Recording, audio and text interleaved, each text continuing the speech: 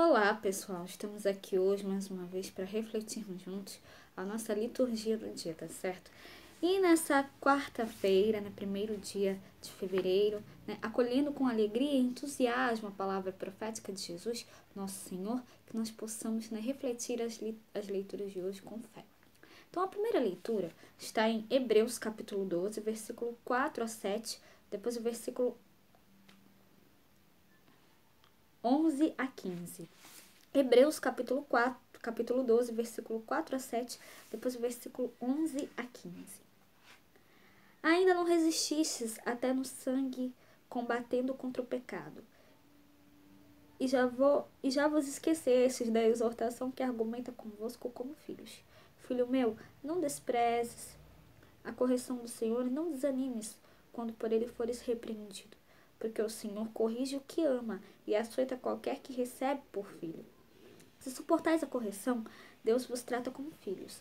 Porque que filho há a quem o pai não corrija?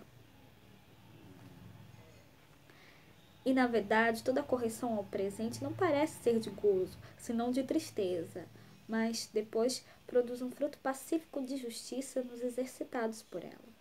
Portanto, tornai a levantar as mãos cansadas e os joelhos desconjuntados, e fazei veredas direitas para os vossos pés, para que o que manqueja se não desvie inteiramente, antes seja sarado.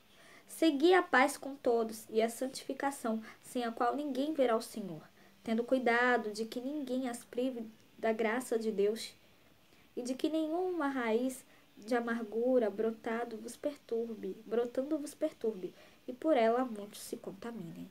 Então, essa primeira leitura mostra pra gente, que nós devemos cumprir vários preceitos, exortação à santidade. E aqui, a carta aos Hebreus fala: o Senhor corrige a quem Ele ama, então Ele sempre quer o melhor para nós. Então, que nós possamos sempre colocar em prática a sua palavra, sempre obedecê-lo e fazer a sua vontade.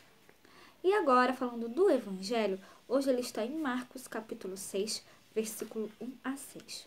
Marcos capítulo 6, versículo 1 a 6.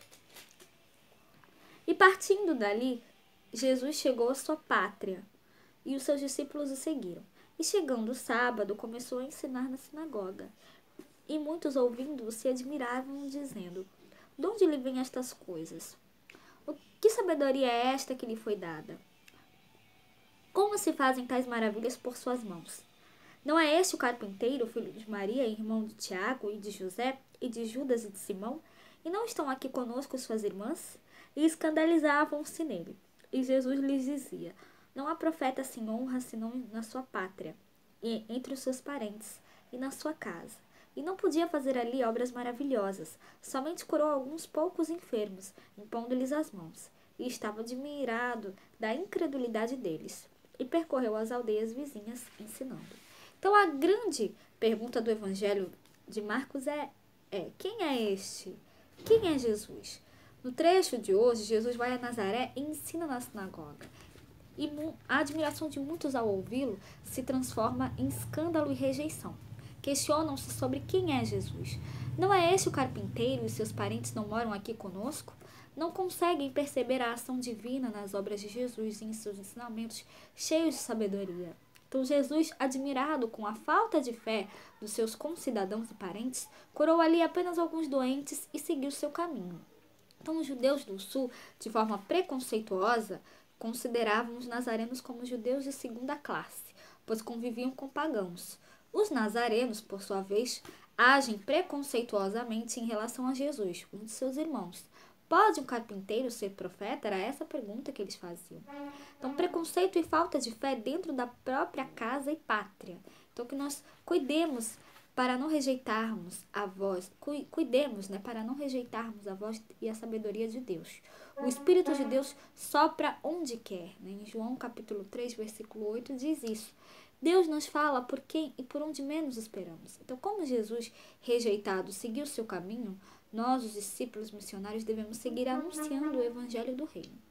Se o Evangelho é rejeitado em algum lugar, por força do Espírito de Deus, será acolhido em muitas outras obras e circunstâncias, tá certo?